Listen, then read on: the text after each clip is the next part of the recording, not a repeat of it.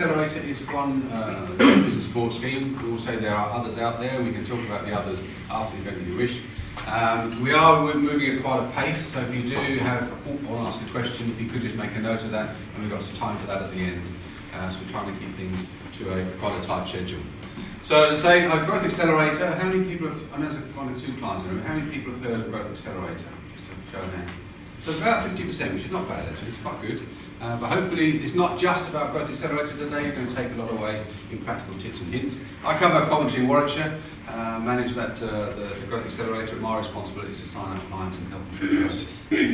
So what is Growth Accelerator very briefly? It is a business support scheme directly funded by Business Innovation and Skills. It's available to any SME, that's from start-up to 250 employees, and anybody that's got high growth potential. You don't have to actually be growing, but you've got to have the aspiration and the ambition and the drive to get there. And then we basically connect those companies with a range of services to help them grow faster. The objective is to generate 2.8 billion of growth and 70,000 new jobs over the 3 years being up to March 2015, and build a high growth community. We've got about, it says 12,000 clients, that was probably last month, we're running at over 1,000 a month at the moment. So it's probably 13,000 as I speak. And in Coventry and Warwickshire, it's about 215 as of yesterday. So we are moving at a pace, and I'm starting up 10, 12 a month. The objectives of today is to really take some of the knowledge and information I've picked up from the 200, some of the things we've picked up from the 10,000, things in the room, experience of the people presenting, and to share those experiences with you into 15 top tips. And basically, what are we seeing, what are we hearing, things you can take away. And for those that are in the room thinking, actually, is it for me? At the end of it, you should have a much better idea. Actually, this is something I want to get involved with. If you do, talk to any of us that present, talk to me about how that happens. Why are businesses investing now? This is something we say, why should we be launching Growth Accelerator now, and why should it be a good time? The economy is growing, there's no question about that, whichever way you measure it, it is growing. And many businesses I talk to, there's one sort of common denominator amongst the 200 or so, I've been in survival mode for the last 5 years. Some of it is, I've got this great new idea, but mostly it's I've been really in survival. And I'm coming out of it now, and I can now start to lift my nose from the grindstone, but I'm not quite sure where I want to go. So I might have new customers or new markets. I might have some new products that I've been put on the shelf, and I haven't had the resources or time to launch them. I need to launch them now. Or it could be, we've been so busy that actually we haven't developed our people to cope with the new environment. The whole market has changed. The landscape's changed. We need to change our skills accordingly. And it could be, and I do have it, I've been through this survival mode, I'm actually on my knees, I've had enough, I want to get out, but my management team are not in a fit state to take over from me. Help me get them playing so I can get out. So that's the sort of things that I'm hearing as the sort of various threads. And that, by the way, comes out of some of the key growth challenges. We did essentially, they did a report on the first 10,000 to 500 companies. I think we've got copies of this on the table. Not to read right now, if you don't mind, you just pay attention. But I should have said, pick it up. So it's all about what's sort of people working on, not in the business. And it's all the sort of things that will come out of it. Here's that first one, the inability to take time out to work on the business rather than get stuck in it. Lack of a growth plan, quite often, well, where am I trying to go? I'm not quite sure. We're doing what we've been doing for years. Not seeking professional or expert advice.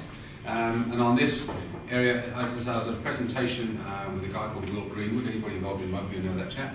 And he tells the story of how England went from being in the lower ranks as a national side in 1997 to being world champion in 2005. And all the stories on how that happened, the transformation and the incremental improvements.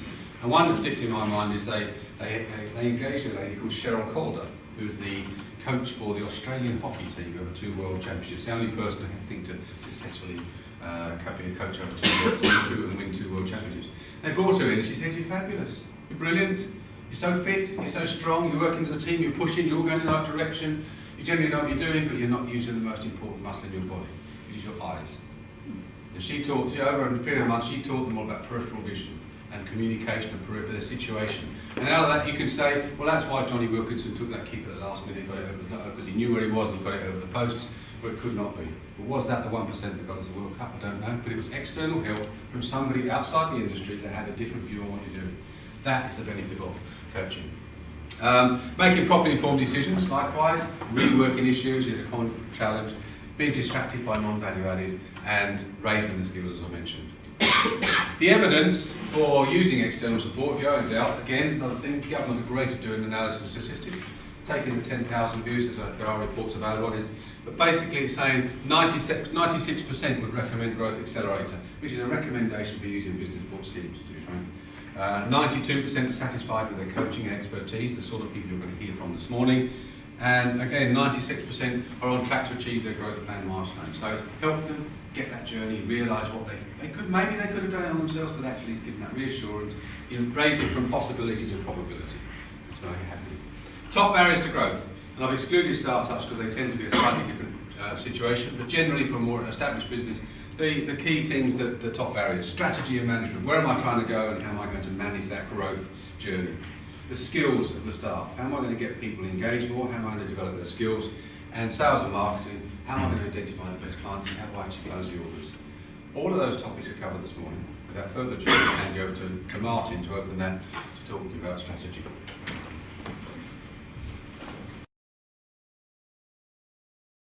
There with their power supply, sorry about that. So I'd just like to sort of pull it together into a closing story, summarise it all. And then I will explain a bit about Growth Accelerator, what is that all about, and a little wrap up with a little video just to show you how it all comes together with a client. So we heard top 15 tips, heard from Martin on strategy. So don't confuse optimise and competitive strategy. Know the difference, and have both. Certainly have a competitive strategy if you want to get that competitive edge. And ensure every objective is properly constructed and have the strategy to achieve it, and good business have good strategies. And that probably the number one thing we start with most commonly in Growth Accelerator with clients. Finance from Steve, who unfortunately had to shoot off. Steve, know how much money you need to support your plans. I do get companies saying to me, actually my major problem is I need money. But actually if you ask the question and drill down, quite often that is not the case. Quite often it is inefficiencies there. They've got bad debts, they've got too much stock, they've got absenteeism, they've got things that are costing them money they need to do. There are, however, some that actually, yes, they're fine, they're buzzing, they do need cash. And we can address that with the approaches that Steve had outlined. Know why you want it, and know how you're going to pay it and when. People, the most important asset, as everybody knows. Find someone to go to your business and praise. They don't have to be doing something extraordinary, they can be just doing their job and doing it well and properly. That's a fair enough reason to praise them for doing it and get them to share their skills, etc. Ask for ideas. You're not the only one in the business who's got ideas, and you may be in there working thinking I am the only one, but when did you last go and actually share in a proper constructive way what you're looking for and how can people in your business give you some ideas to improve it? They're a massive resource. Lots of tips and hints on how to do those incremental improvements that might win you the World Cup in your business. Check your rewards for getting the most out of your people. It is a fantastic asset you've got there, making sure you're engaging with them in the proper way and rewarding the people that can enable that to happen. Marketing, understand your target, your ideal customers, and just importantly, make sure you're not targeting the ones that you don't want. Are we attracting business that actually is not really good for us, it's just a distraction, and do all the things that we don't want to do. Have enough structures in place for prospective customers to find you. There's not just one way of finding things. Things are changing rapidly, making sure you're using the appropriate ones. Not all of them. Some are not appropriate for your business. Make sure you're using the right ones and the right amount. And think how you can improve customer relationship through marketing over the life cycle of the client. Not just to get them on board. They won't appreciate that. I think there's another statistic, there's something like 70% of the reasons why people change suppliers because they felt they're neglected. They weren't contacted after you got the order, they were left alone. And that's partially due to the marketing and the continuing communication. In sales, practice and role play your sales interviews. You can clearly demonstrate today. We've practiced it a few times. We've got all the presentations, maybe by mine, on the 9 minutes. Practice it, get it right, and keep that positive going. Design sales questions for value and urgency. My sort of analogy on here is, the phrase I use is that so often I feel like I've been weed on. We do this, we do that, we do this, we do that. You read a website, we do this, we do everything. I don't know, what's in it for me? Put it in the context of the person you're speaking to, make it value to them, not just go and dump your barrel load of information on them saying we are fantastic, because they won't see it or value it. Ask for referrals, and possibly Growth Accelerator be guilty. We have got 96% of people saying they would happily recommend it. I'm not sure I've contacted 192 of my clients and said, would you actually refer somebody else to me? I haven't done that, and it's something we should do. So that should have been 59 minutes, or 58.